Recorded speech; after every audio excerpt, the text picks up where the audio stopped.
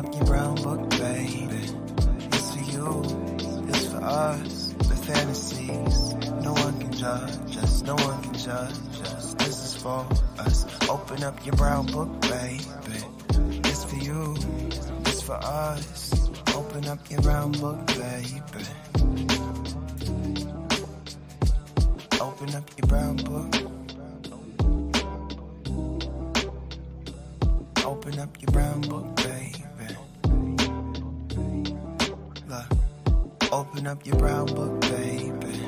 It's for you, it's for us. The fantasy, no one can judge. Lana, you gotta groove to the beat. You gotta groove to the beat. You do have to, because listening to. It's for you. You know what I'm saying? We love it. Are we gonna keep it going? Next time. And we absolutely can. Hey y'all, hey, it's your girl Shay Baby, and welcome back to another episode here at the Brown Book Series. Y'all know what's up. It's 7 o'clock. It's Wednesday night, and call your friends, let them know that the Brown Book Series is on, and we have a special guest on tonight. This is our first time here for the Brown Book Series, so please, everybody, welcome to the family. New York Times USA Today's bestseller author, Miss Lana Harper. Oh, you are so beautiful. Did anybody ever tell you that?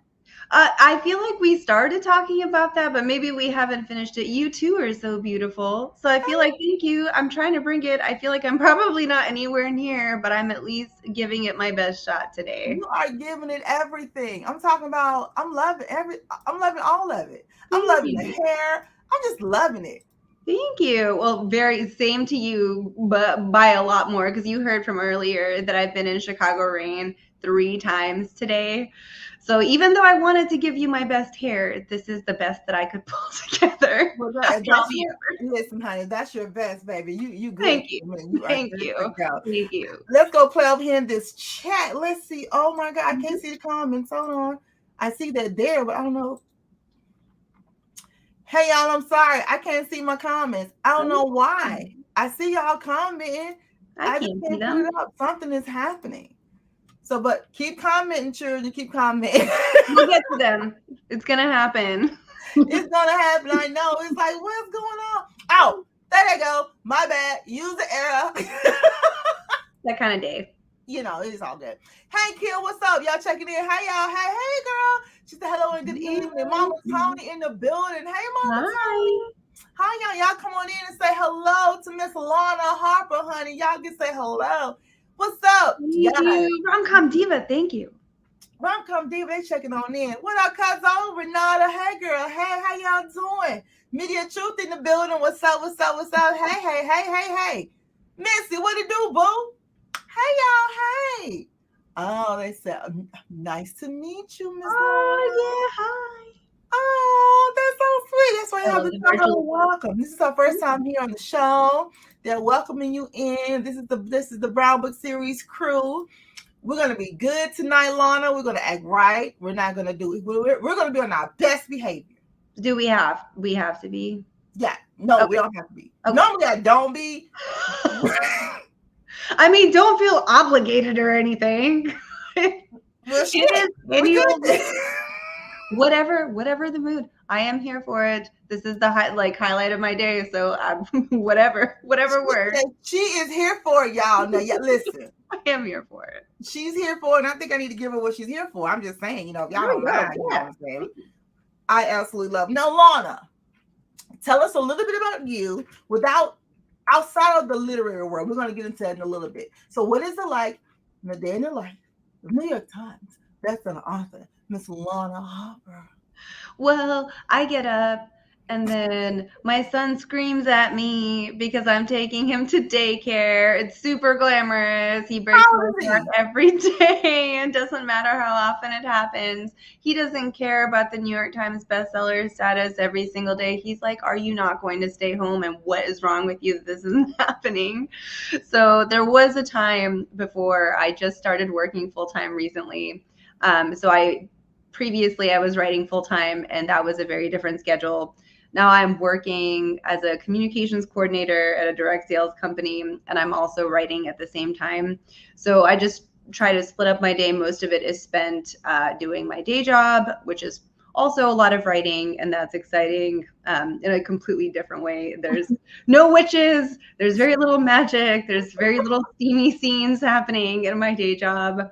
And what else am I doing in my days? Yeah, I try to do sort of what I used to call the witchy shit that I've abandoned almost completely, mostly because it's hard to keep track of everything. But I used to like to do tarot draws every morning or evening, just things like that, do a little bit of incense, light candles, just, stuff to make me feel like, oh, you actually like, maybe you remember what this used to be like. So I think I had a very different New York Times bestselling life about a year ago than I do now, but it is still very exciting. It's just exciting in a different and slightly more corporate way these days.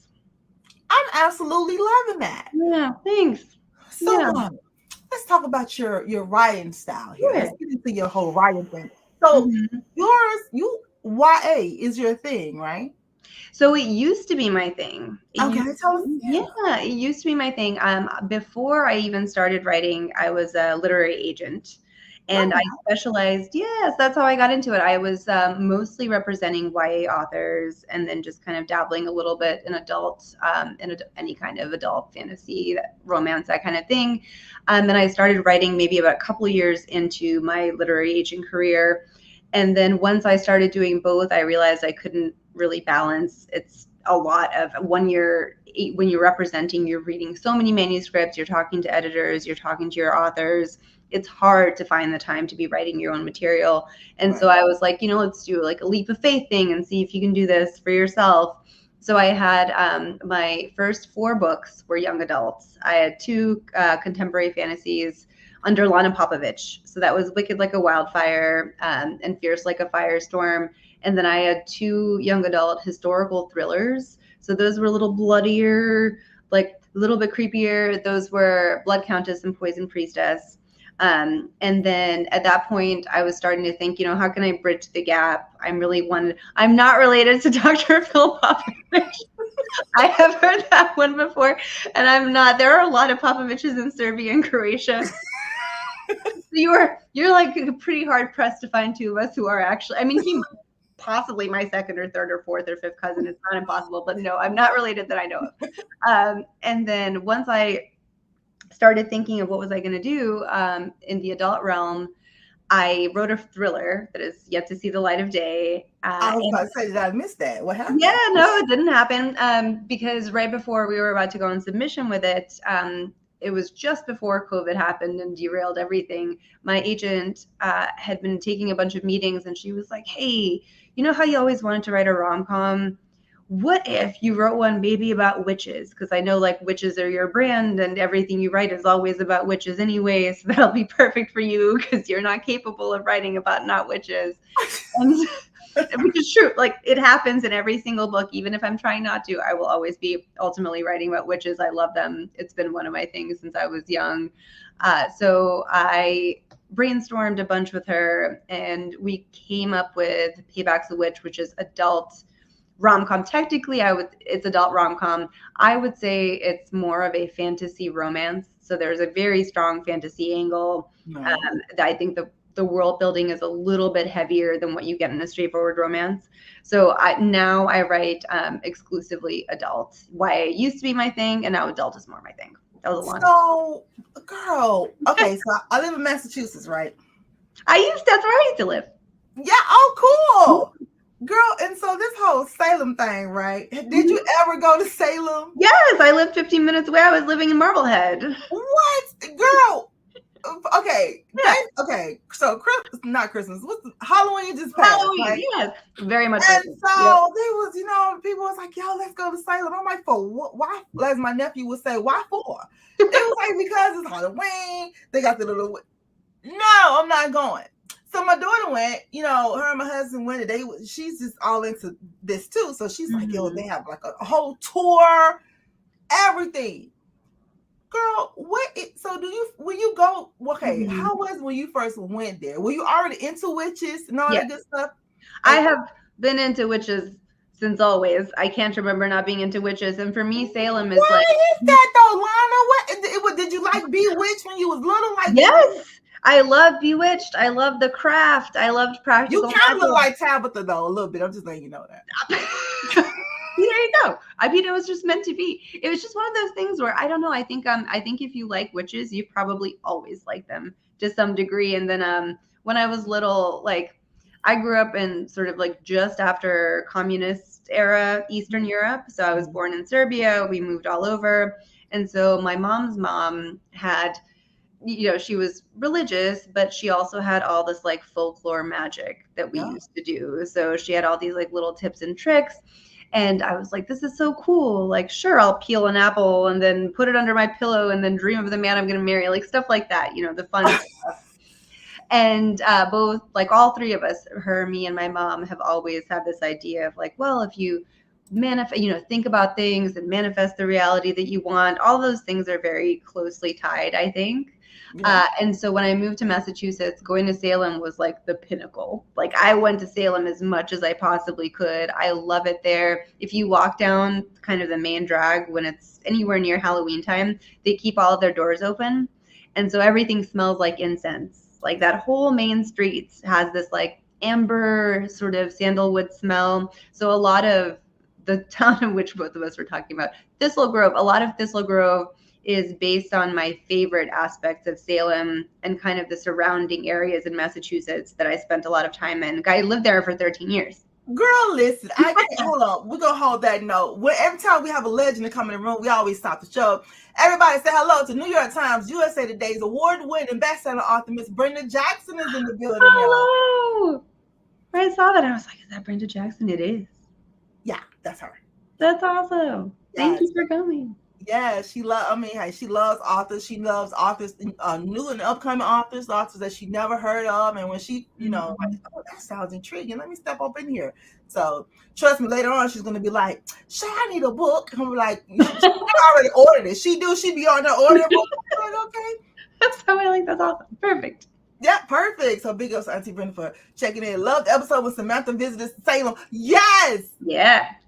That happened. And Salem is worth it. It's worth it. I know there's a crowd and it's terrible, especially now. I read that I think last Halloween 40,000 people were there. It was wild. Yeah.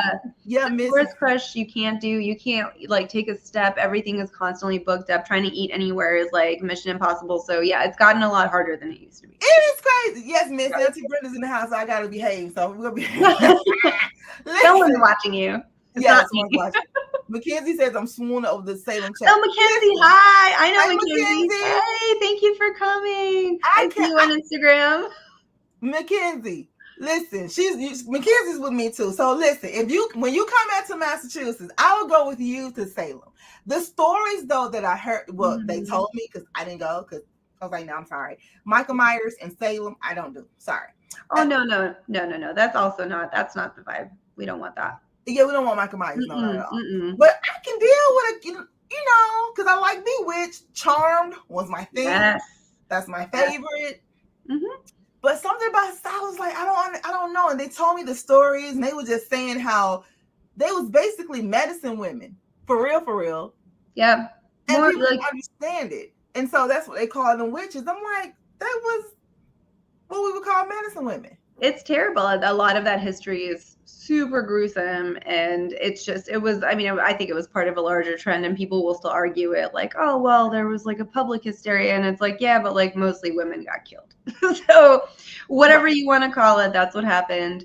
And there was, I think there's always been medicine women, and there's always been, and it's for the most part, I think it's female healers, and they're the ones who will, when things really start, whenever there's some kind of inflection point or stuff starts hitting the fan, like usually the people who get blamed for it are women with some kind of authority that wasn't granted by like any formal body. So I think that's a pattern that repeats itself often in Salem. At the very least acknowledges that happened. Yeah, they're like, it's campy, it can be cheesy, but some of my favorite things like haunted houses and sort of craft fairs and things that I've seen have all happened at Salem. So I think it's worth the visit. Maybe not exactly in October, like maybe in September when the season starts, but it's not completely wild yet. That might be the prime time to go. Girl, I'm telling you. But Yeah. I think it would be hot though, walking down the street and everybody open up their doors and incense. Wonderful. I love smelling incense anyway. So wonderful. Yeah. Well, now, when you come back, I'm gonna go with you. Please do. No, I will hold you to that. I will definitely. I'm like, no, waiting on Lana. I'm not going to wait on Lana. It'll happen. I missed it this year, but next year it's gonna happen. Okay, girl, yeah, hit me up. I'm glad they go down here. But I'm telling you, Lana, I'm listening.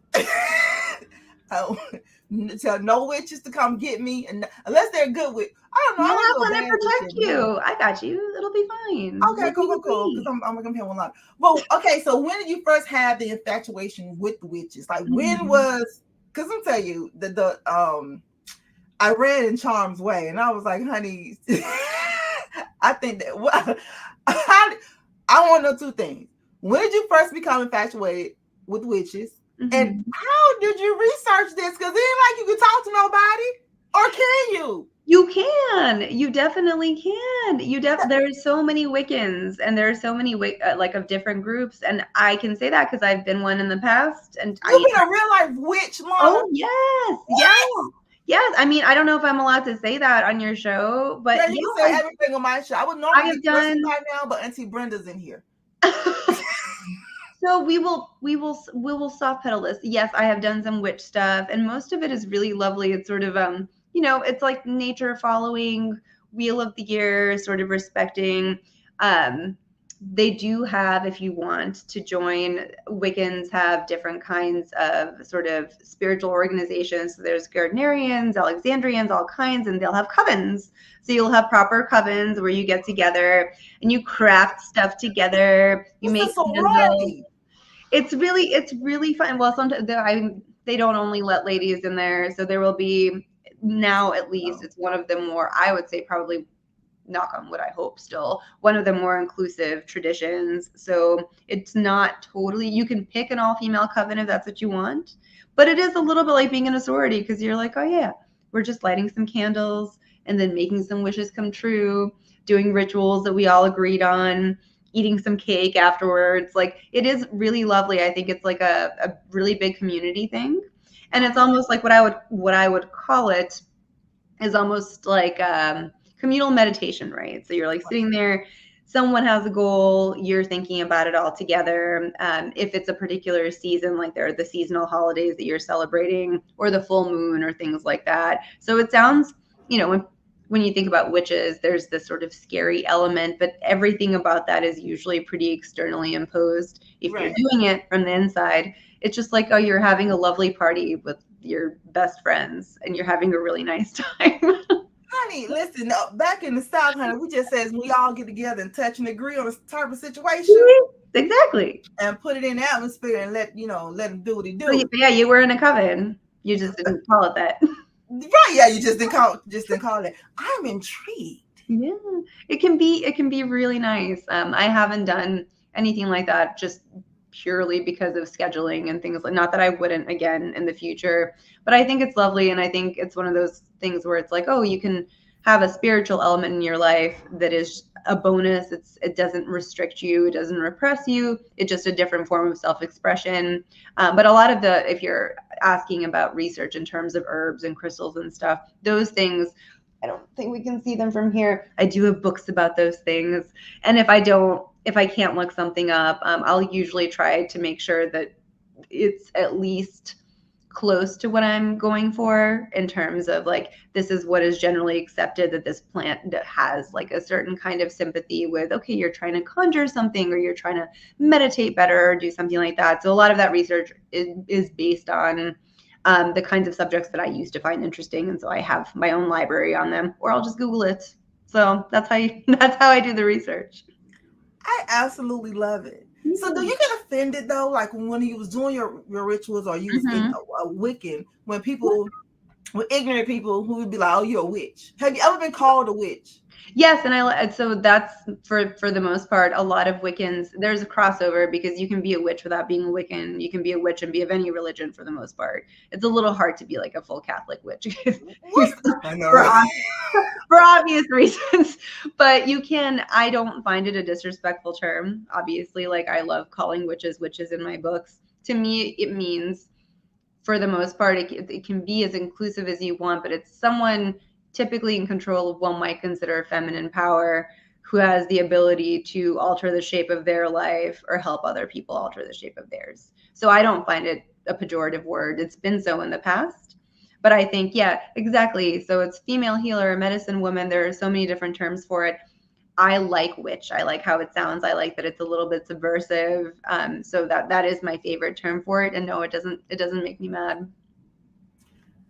What's the difference between, we're going to see your books in a minute, but this is so intriguing to me because I was just like, you know, when after I read Charms Way, I'm like, how does she know about all this? Like, some of it I made up, you know, like. Well, yeah, that too, but it's just like, well, everything on her stuff is about witches. Like, how does she know you love Hocus Pocus too? Okay, I also like Hocus Pocus. Yeah, this is all the required reading and viewing. Everything I've seen in the comments is all basically what I've been seeing. Exactly. Yeah. Yes, girls' night out with a medicinal element. More like girls' night in with a medicinal element, but to be fair, it does get a little rowdy sometimes. So fair enough. It is kind of like a girls' night out. Minister, tell all about it. Right. We try to get all of the tea. So, okay, what's the difference between a witch and a Wiccan? The difference is that Wiccans are usually following. So Wicca, as I understand it, this is not objective in any way. This is my understanding. Wicca is a religion. So Wicca, they believe in usually the goddess and or the god. The goddess is typically, the female deity is usually superior. She's the one that they pray to primarily. Her counterpart is the god. She's usually associated with the moon. He's associated with the sun. There's an entire cycle of how their relationship plays out. That sounds erotic. Yeah, I know. I was like, doesn't it feel right? Yeah. Once you hear about it, you're like, absolutely. Yes. Like, he's in charge. He's kind of there. And so there's the Wheel of the Year holidays. Some of them, Halloween is one of the obvious ones. Yule is Christmas. There's Beltane, which is May Day. So it's midsummer.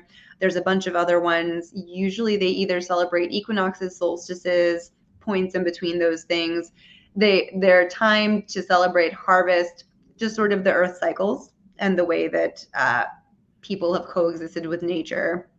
And most of this stuff, like a lot of Wiccans, I think, at this point, acknowledge that Wicca hasn't been around for that long. The traditions are older, but Wicca itself under that name, I think, has maybe like a 75, 80 year, and I'm very roughly speaking here. I'm just thinking of like the British occultists who kind of gave it that name.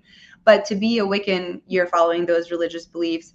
You can be a witch and follow almost any other religion. You're just maybe using craft, like you're like, if I'm burning a red candle at this specific time of night or this specific weekday, I'm trying to achieve a certain goal because these colors have affinities. Like, does that kind of make sense? Like this plant means something, and if I put all of these things together like a recipe and then also put my focus and will into it, I'm achieving it. So it's a craft, like needlework. You can crochet or knit or do whatever and be whatever religion you want. So you can be a witch and be any religion that you want. It just means that you have a specific craft that you're practicing. I like that. It's almost kind of like what they would say, not like a superstition kind of, but almost like, I know for us, for the Black people, honey, on New Year's Eve, man, I'm from the South, so it's like the first person walking through the door had to be a man. My grandma used to be like, ain't no janky woman gonna be the first one walking through my door on the first one. We had to have collard greens and black eyed peas. And collard greens was for like for prosperity. I forgot what black eyed peas was for. But it was just like that was that, like certain things you just couldn't do. You can't split the pole. You couldn't, just Yep, exactly. And those traditions come from somewhere. Like someone brought them from somewhere. Probably because at some point someone was like, wow, this seems to do something. I don't know why. Or maybe it's connected to a previous. I think a lot of witchcraft too and Wicca is drawn from other religions. Wicca specifically has a history of drawing from a lot of different places. It's not always a nice history in that sense, because a lot of Wicca was people cobbling things together from religions that didn't belong to them necessarily. They were like, oh, this seems to really work. It's like, but that's life though. It so many life lessons. You take what seems to work for you and you apply it to your life. So yeah, that's pretty much. But we have a lot of those also Serbian superstitions, and I follow a lot of them. I grew up with them, and it's like second nature to me now to know things. But it's interesting to see like some things that are good luck or bad luck in other cultures. It just isn't the same thing. Like black cats are good luck. And our black cats, do you have any black cats? No black cats. No black cats. Okay. Yeah. I'm like, oh yes, a black cat. Excellent. I'd find some more. So. Right. It's like you see a black cat and then it's not good. I'm like, oh my God. Pork, sauerkraut, and black eyed peas. Yes. What was the black eyed peas for? I can't remember. I remember it probably meant something. They must have meant something at some point. Something at some point. I'm gonna have to find out. Now I'm gonna have to call my auntie now and be like, hey, why do we have black eyed peas for something? And I knew the collard greens is for the money. Thanks, Lana, for sharing that with us. I've learned so much. Like, and here you talking about these Wiccans, honey. They got a lot of holidays. They like to party. You like to party. This is true. I have not yet known a Wiccan who didn't like to party generally. So it really is like girls' night out with medicinal elements was probably the best description. Except we don't, most Wiccans wouldn't like to exclude, everyone's invited, but really there is a strong emphasis on any kind of feminine. I love it, honey. I'm going to give me a couple of Wiccan friends, honey, and go to their I bet you could. They're pretty loud on Instagram too. Like you could find some. And I'm in Massachusetts. I can just probably go to Salem. And just go into a store and it's like witch-splaining. It's like the witch equivalent of mansplaining. You'll just go in somewhere and someone will be like, oh, I'm a warlock. What would you like to know about warlocking? And you'll feel like I didn't even ask. I just walked in here. I was just looking to buy a candle. Who are you, sir? Why is this happening to me? Which is an experience I've had in Salem many times, but it's fun. I love burning candles too. It makes it changes the atmosphere depending on what scent you burn. So if you like candles, there's an online store called Witch's Way Craft, and it's wonderful because it's like Diet Witch or Witch Light. Like if you're being really lazy, you just get one of their candles. It comes complete with like a ritual that they suggest. They tell you everything that's in the candle. You could theoretically make one of these for yourself and it would be stronger. I love their candles. I have ones. Oh, here. Yeah. So I've obviously burned this one a bunch. There used to be like tons of little stones and cool stuff in there. So they'll do that and they have beautiful containers. So I really, really enjoy them. And there's lots of, I think Etsy is a great one too, because you have so many practitioners who are dipping their own candles, doing like all of this. And I've watched them do it. So I'm like, I know that they're for real. If you find a good one, they will usually have used a lot of very thoughtful herbs and really kind of thought about it while they were making it. So it's nice. You're paying someone for something they put a lot of effort into. I absolutely love that. I'm telling you, I love that too. Because a long time ago, my grandmother used to tell me, she's like, yeah, you could change the atmosphere, the certain smells in the house, or certain different flowers and how they're positioned. Yes. And, before I even became a member of Delta Sigma Theta, my grandmother and my aunts, they love elephants. So you have to have the trunk pointed a certain way because how was this like? You couldn't get trunk had to be up, trunk can't be down. These things affect, I don't know, it's interesting to think why would they, but sometimes it's like baking, right? Or anything like that, where you have certain elements and they have to go a certain way, or otherwise like your souffle is not going to rise or something's going to go wrong. So the elephant's trunk has to point a certain way. And ain't nothing wrong with it. It brightens your day. It's whatever you believe in to make it. Just like playing gospel music. It's a certain feeling you get just by hearing certain stuff. I am with it. This is perfect. Rom-com diva, what you say? Black eyed peas represents fortune, symbolizes coins. So eat them for prosperity in the end. And in the end, come okay. This is good to know. I almost want to take a note for myself, but I'll look up black eyed peas again. This is that makes perfect sense. I gotta do that. Oh yeah, Renata, you can't do laundry on New Year's Day. Oh, I wonder why. We could probably come up with a reason for that one. Maybe you don't want to wash out any upcoming good luck or intentions or something. I like that. You don't want to wash something out. You're obviously wanting to keep something, but I don't know Lana, you need to come up with your own book of rituals. I'm telling you. So that's what these books are. I'm just inventing stuff that I right. And it'd be like 1 through like 30 though. Have like 100 pages of 100 different things. Like That would be hot. Most people will do that. So those are the Book of Shadows that you hear about. And usually in shows, they're like leather bound and scary. Like Charm. Exactly like that. So I love most Charm. witches or Wiccans or crossovers will have their Books of Shadows. Favorite smells. Oh, Mackenzie asked favorite smells. Oh my gosh. This is the mark of someone who knows that I'm a smell obsessive person. I think in a different life, I would be the nose behind a perfume house or something. I love smells so much. They get paid a lot of money, Lana. You know, I clearly took a bad path because I could have been doing that. I love, so sandalwood is my straight up favorite smell, and it's wonderful. I wanted, my favorite perfumes are all sandalwood based. I also like ambers. I like musks. Bergamot is a really big one. And then I like, in certain quantities, I like the smell of sage. And then for flowers, honeysuckle, peonies are good ones, but sandalwood just like wipes the floor with all the other ones. Man, sandalwood smells good. And I love sandalwood. I love musk, but I love it in men cologne. Oh my God. Lady perfume, or you can even just go unisex. Most of my perfumes are unisex, so I guess they're colognes. I'm not even sure with fragrances. They're just fragrances. This is perfect. Girl, okay, let me get to this book, honey, because I could talk to you forever just about stuff. Like, this is so cool. The book, that's all right. We can just chat about, we don't have to, I mean, we can talk about the book if you want. Just a little bit, I'm giving a little bit, because I got other questions for you too. Okay, cool. So before we get into your book, because I want you to tell me about the Lady Slayers series as well. We're going to get into a bunch of different series. Sure. Tell me, how long did it take you to write? How long does it normally take you to write a book, period? It depends on the book. So these books, because we were in such a tight schedule, these books, each of them I wrote in 6 months, which is a quick turnaround for me. I've had much longer turnarounds. So the first book, The Wicked Like a Wildfire, that took me a year to write. And then Fierce Like a Firestorm was also, I would say, 6 to 9 months. Right. Books that are, I would say the Thistle Grove books are a little bit softer that way. So I got better at plotting stuff in advance. And so I wouldn't have to go back and do as many rounds of edits. And so writing was faster. So you're a plotter, not a pantser?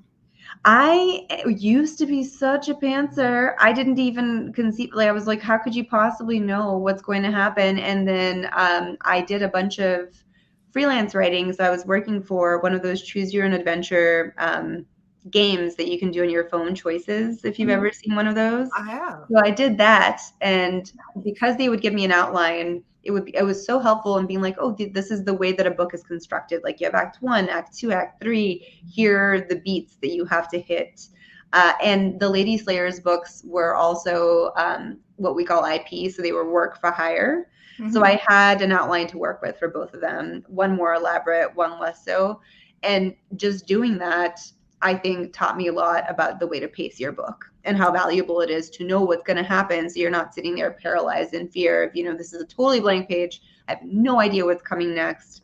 So now I always have, it's a rough outline, maybe like a 1 page, maybe 2 page. Right. And it changes as I'm writing, but I think I'm closer to a plotter than a pantser now. So you can change. Like you can, yeah. So we'll call you hybrid. I am a hybrid, I would say, because I do pants a lot. Like once I get going, I'm like, oh no, this is not going to work anymore.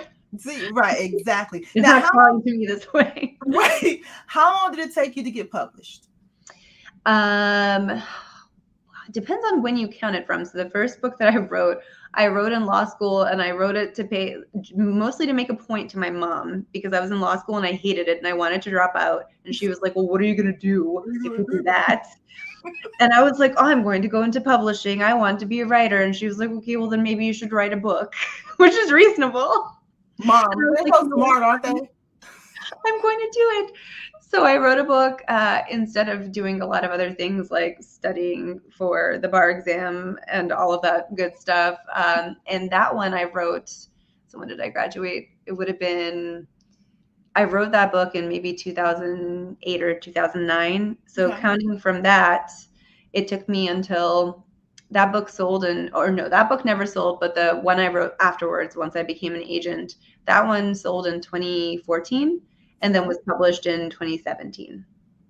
So basically, if you're really thinking about it, I guess there was a solid 6 to 7 years between the first book that I wrote and the first time I got published, and it wasn't even the same book.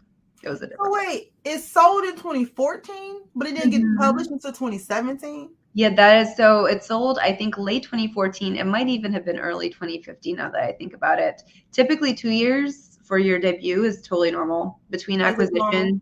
Yeah, you have like a 2 year. It might have shortened in the meantime, but I don't think so especially for your first book. The amount of editing, copy editing, the entire acquisitions process, it takes so much longer than you would think. But 2 years is I think, pretty standard for the space between the time that you sell your first book and when it actually hits the market, which is wild. You're like, hasn't the world moved on? Like, yeah, you would think, right? No, you've already written another book, like maybe sold more books. Yeah, publishing is slow. Like, it's just slow in a way that you don't understand until you've done it. Oh my God, absolutely love it. What are they saying over here in this old chat, honey? Let me see here. Romcon said, Lana, you can still be your nose from the secret smell of your book cover and ask readers to try to guess what it is. That would be fun. I should do this, but some people hate talking about smells. I read a couple of reviews of my books back when I still used to read reviews, and some of them were like, you know what, I would have loved this book, except this chick just won't shut up about smells. And I find smells disgusting. And I was like, what do you mean you find smells disgusting? How do you exist as a human in the world? Like, you just walk around repulsed. Because their house stank. That's all that is. Like, oh no. So yeah, some people do not like being told what things smell like. And I don't care because I'll still talk about it because I think it's fun and I like it in books. But yeah, it's interesting the way that people wildly vary in how much they don't like talking about perfume or any kind of smell. People are weird. Mackenzie said her book is so inclusive that way. Yes, they Thank you. Mackenzie is so supportive. Thank you, Mackenzie. Love it. Brittany Jackson said, I was told doing laundry on New Year's Day will watch a loved family member from your life. And even today, I don't watch on New Year's Day and I don't split poles. This is really good to know. This is such valuable information. I probably wouldn't, mostly because I'm lazy, not because I had no idea. It would not have occurred to me to wash on New Year's Day just because I'm like, I don't know, maybe I'm making food or getting ready to go do something fun, so I wouldn't do it anyway. But now I know there's a good reason. I intuited not to.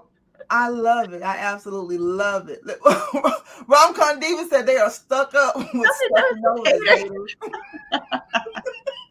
It's true. Sorry about it. It's fun. Yeah, some smells are terrible, but anyone who smelled sandalwood, I feel like can't be like, this is worth it. Sandalwood is good. I'm telling you. Ooh. And that was the Egyptian musk oil. Oh, those things together. Once I sat in an Uber and the driver was this beautiful woman and she just turned around and she was like, are you wearing a sandalwood perfume? And I was like, yes, I am. And she was like, my father used to wear those. But she said this in this very flirtatious way. And I was like, I don't know where to go from here. Like, thank you. I'm really glad that I smell like your dad to you. Thought this was going in a different direction. Perhaps not. Yeah, it's so Lana. Thanks. Yeah, me and your dad. We know what's up with the fragrances. I absolutely love it. So, Lana, all right. Let's tell us a little bit about the series, the Lady Slayer series. The Lady Slayers. So those were the bloodiest books I ever wrote. The first one was Blood Countess. That was really fun. So Elizabeth, the cover though, I might get the cover in blood. What is going on? Blood, mostly just castles and blood. So Elizabeth Bathory is one of my other, aside from witches, she was one of my other fascinations. My family moved around a lot when I was growing up.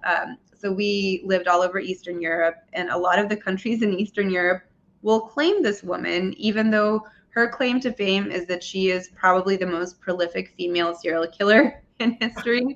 And she lived in the 17 to 1800s and killed hundreds of other women in these very barbaric ways. Yeah, so she was a countess, and she just tortured people. And she was at the same time the closest that you could come to a feminist in that period of time. So she spoke a lot of languages. She did a lot of charity work. She had this whole school for uplifting other young female nobility.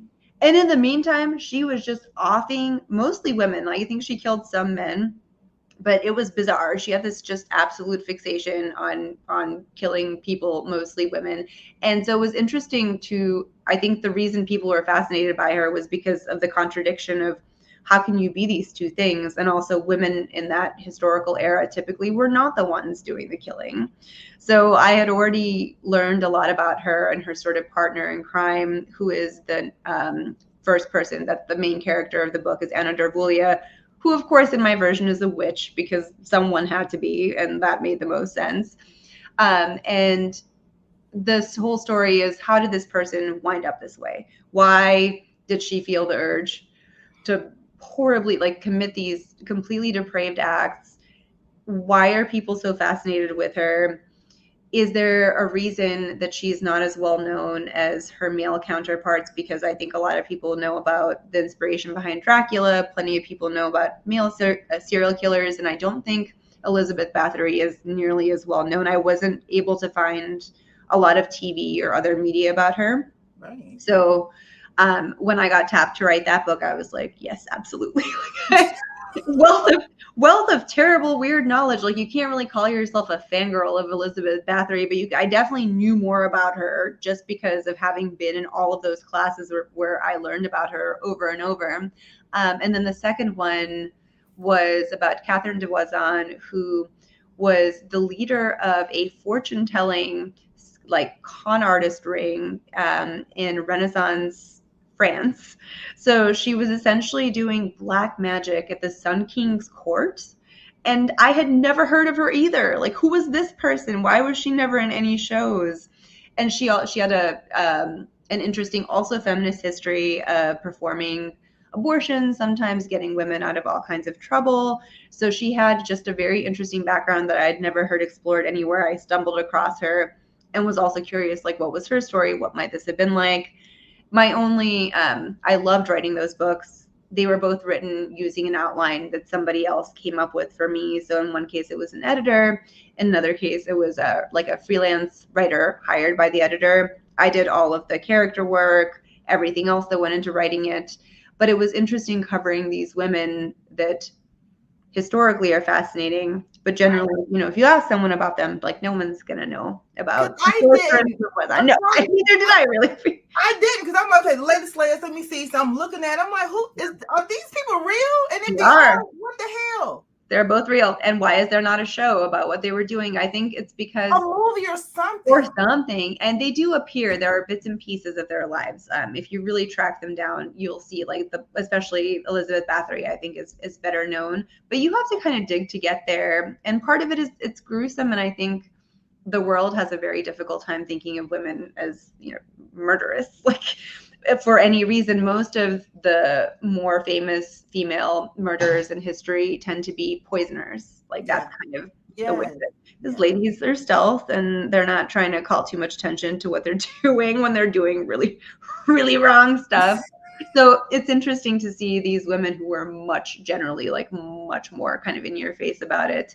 Not that I condone any of what they did, but it was interesting to think about, okay, what position, especially in those historical eras, would have put them into such a dire straits that they needed to do this? Or was it just that they were bad people? Was there a balance between those things? And the interesting thing for a writer, because, especially if you're writing from that perspective, how do you make that person at all relatable for someone who's reading that book? If you're just I love killing babies, I love killing everyone, most of the time you're not going to get any sort of, you have to make them a little bit accessible.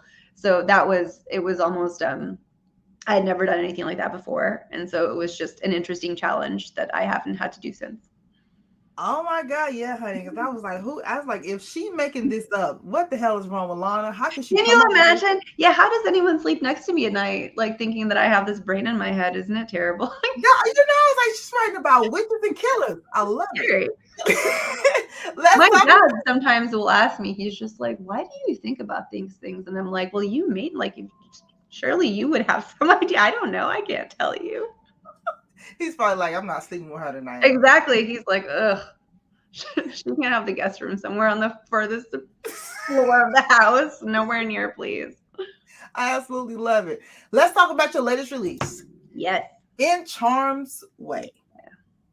In Charm's Way. Tell us about In Charm's Way. Sure. So In Charm's Way is, I have to count it out in my head. It's the 4th book in the Thistle Grove series. Yes. And we're going to talk about the name too, Thistle. I was like, why should I pronounce this? We see, but now that we've got it, it kind of rolls off the tongue better. It actually do, and I like it now. It's kind of like the word moist. Now I like Thistle. You really kind of have to work up to it. So this is the 4th book. Thistle Grove is set in a magical or an enchanted town in Illinois. And it's in Illinois because I feel like all of the other magical towns they're always in Massachusetts because everything is always Salem based. It's magical here though. I'm just saying. But I thought it would be fun. So I was living in Illinois when I was writing it, and I thought it would be fun to set it in the Midwest and have a completely different kind of vibe to it. So this one, the main character so each of the books is voiced by a member of one of the 4 magical families, who are the Harlows, the Blackmores, the Avramovs, and the Thorns. And this is the 2nd book to feature a Harlow. The first one, Payback's a Witch, was Emmy Harlow, who was coming back to town very reluctantly from Chicago to judge a magical competition. So it was a spellcasting competition between the families. In this one, Delilah Harlow, who is very curmudgeonly. She's the owner of the independent and occult bookstore, Tomes and Omens, that belongs to the family. She just wants to be left alone, but she's suffering from the after effects of a spell that shattered her memory in the previous book. And so in this book, she's resorting to forbidden blood magic to try to piece, her personality and her mind together because she hates relying on people so much. And what winds up happening is that she makes herself into this beacon for supernatural creatures. And now she's like, oh no, I've traded one problem for another. What am I going to do? So she crosses paths with a very morally ambiguous, sexy, half-fae monster hunter from Chicago. So I finally got to write another kind of sapphic romance of my dreams. I love morally ambiguous characters, and I especially like it when they're ladies. So the 2 of them together have to figure out what happened to Delilah, how to undo it, what are Kat is the love interest, what are her kind of ulterior motives, and what is Delilah's emotional journey that she'll have to reckon with to come to the other side of this. I absolutely love it. I'm like, this is so cool. I was excited to talk to you. I'm just like, honey, and now I'm even more intrigued with your whole life. I'm gonna be calling you later on, like, girl, look, when I'm in the condo, which is Black. Because I'm like, oh my God, Lana, on top of you being beautiful, you're just so smart, and just how you too. Thank you. Is this going to be a mutual compliment session, or are we just going to devolve into be like, you're so pretty? No, you're so pretty. No, you're so pretty. That's how you. But thank you. No, thank you. No, thank you. No, thank you. But you know who you remind me of, though? Have you ever watched The Good Witch with Cassie Nightingale? Well, Cassie Nightingale was the person. I will look this up. No, I have not seen this. It has witch in the title, so how have I not seen it already? I don't know how you missed this. I'm telling you, look up The Good Witch. I absolutely love The Good Witch. And it's like as soon as we're done, I'm gonna look it up. It's gonna be the next thing I do. And you look like Cassie Nightingale. I'm telling you, she's beautiful. She used to be on what was her? I forgot her real name, but she used to be on Jag, I think, or something like that. But you look just like, I'm telling you, like her. She's beautiful. Thank you. I will take it. Thank you very much. People will tell me all sorts of things about who I look like. I've heard all manner of things. I'm always like, I don't think I look like that person, but sure, I will take it every time. It makes me. Unless they ugly and can't smell. Other than that. Other than that, welcome. So In Charm's Way, this is the 4th book in the Thistle Grove series. Okay, I see you got a couple books on the way now, a couple pre-orders, a couple one-clicks. How many more books can we look forward to in this series? So there will definitely be one more. That's for sure. There's an excerpt of the next one, which is Rise and Divine. And I'm hopefully going to get to share the cover soon. I'm super excited about the cover. It's beautiful, and I think it works with the others, but it's also a little bit different looking than the others have been. So that's going to be very exciting. That's definitely going to be That's on the way for sure. After that one, I'm not 100% positive if we'll see more Thistle Grove books or something else.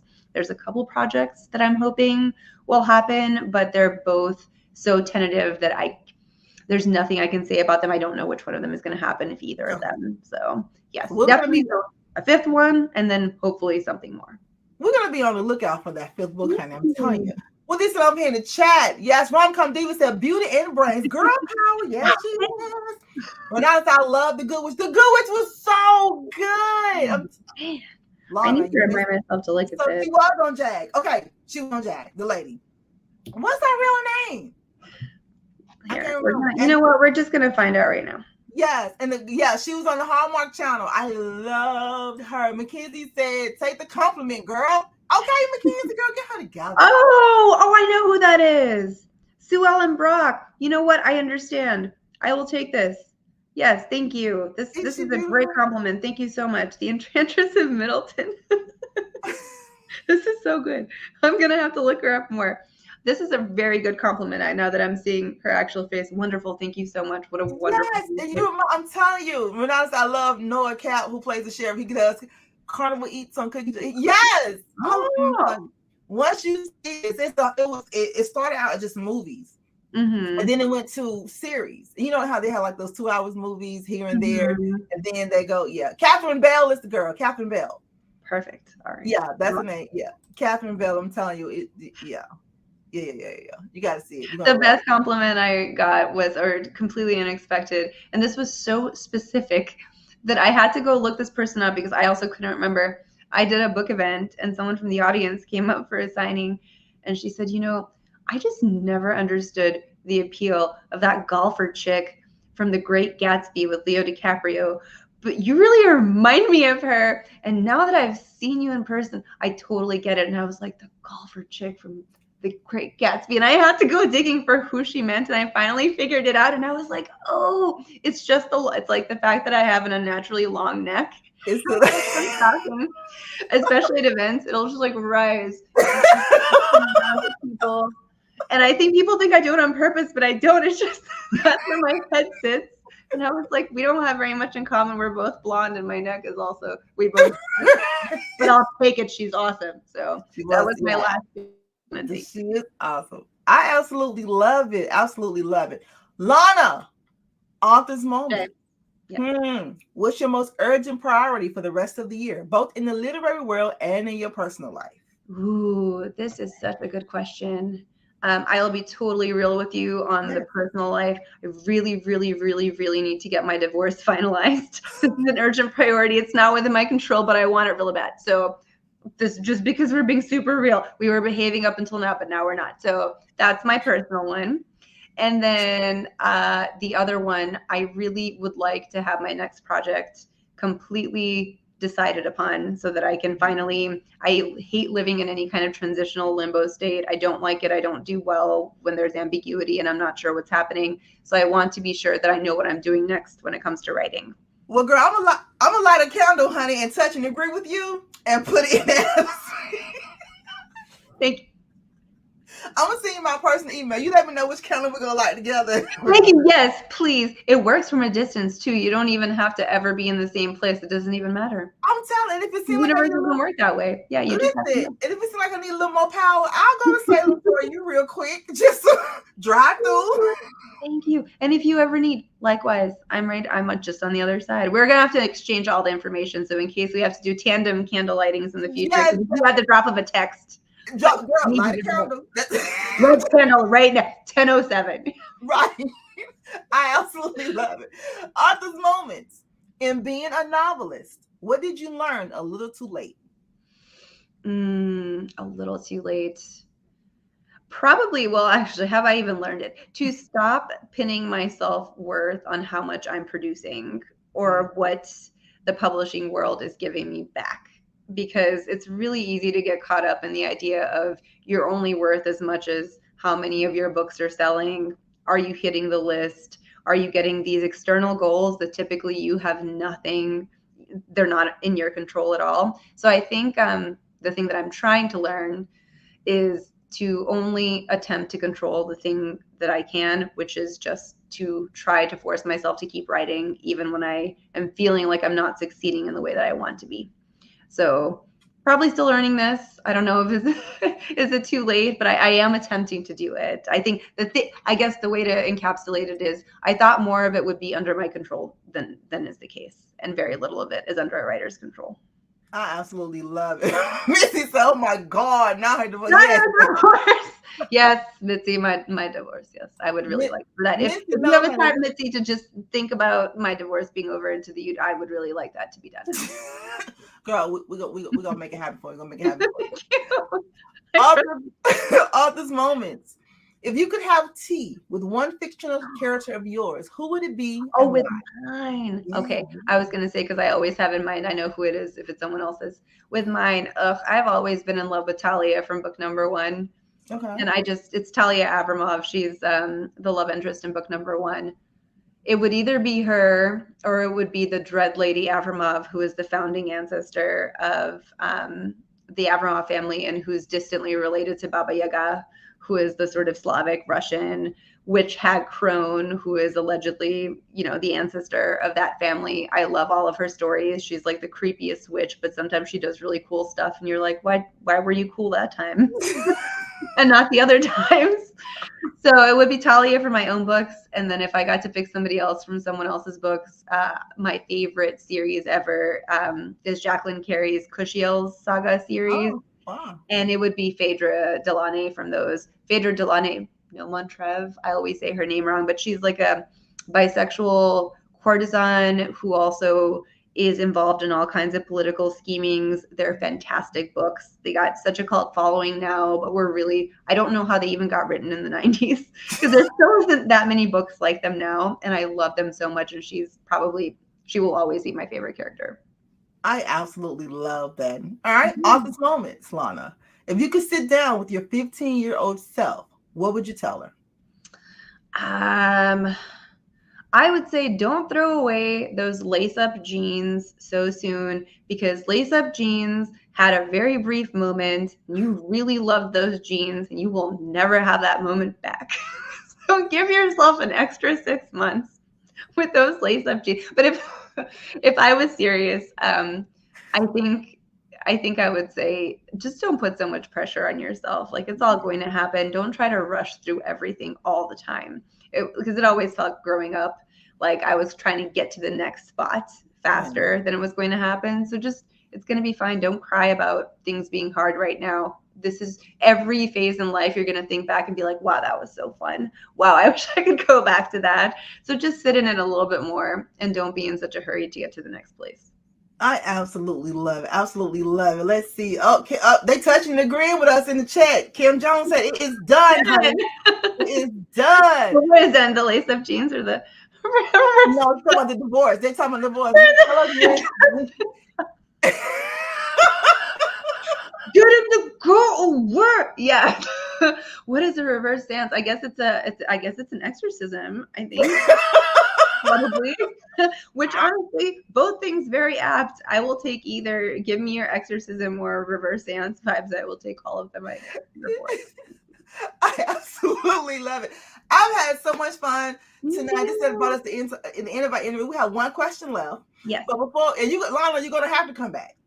I would love to, please, anytime. I would love to. Yeah, you're gonna have to come back. Oh, the reverse one is hell. Okay. The reverse one is hell. Got it. So go for it. Yeah.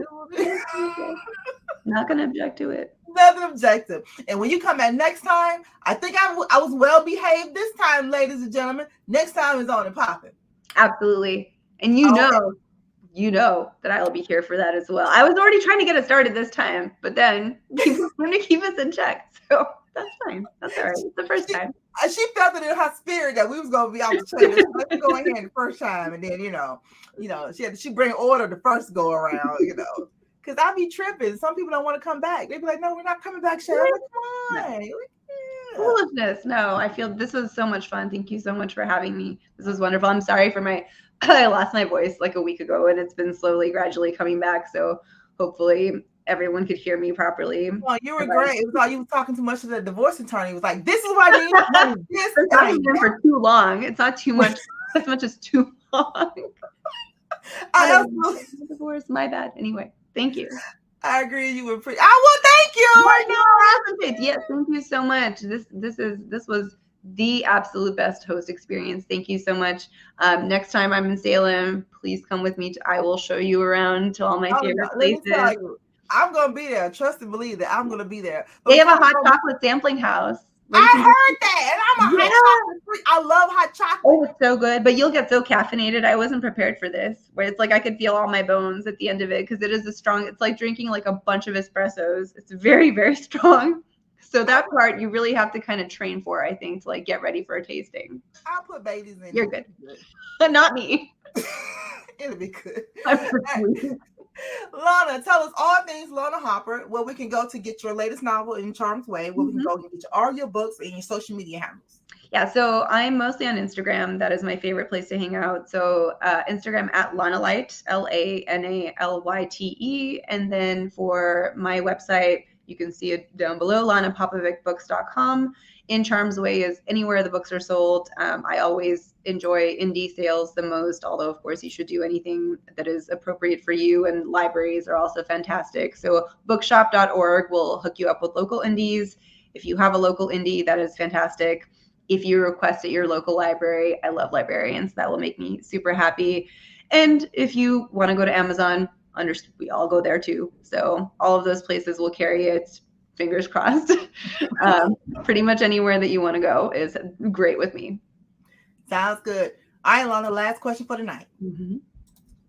If you were writing a book about your life, what would the title be? I just had this recently. I was thinking about this. It was, first of all, no. No. I believe it was, second of all, no. First of all, I'm sorry. Second of all, no. And I don't know why this was my particular title. I must have been feeling very salty about something. But generally, the vibe carries through. I think I tend to have a lot of opinions about why people have their opinions. So we're just going to stick with that one for the moment until I get a better working title. You know what? I absolutely love it. You are my kind of girl. You're my kind of girl. Ladies in Brown Book Series, please give it up again for New York Times New York Times bestseller author, Miss Lana Harper. Thank you, Shay. And thank you everyone so much for coming. So listen, if you missed the interview tonight, if your friends missed the interview tonight, it's okay.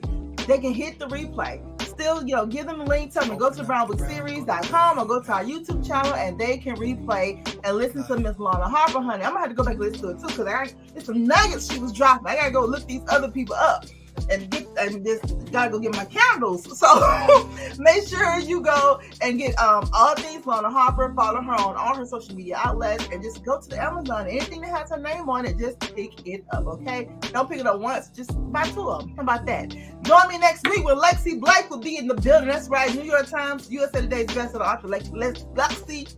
It's the Thistle and the Lexi Blake will be in the building. Y'all know what's up. Stay positive. Most of all, stay safe. Bye.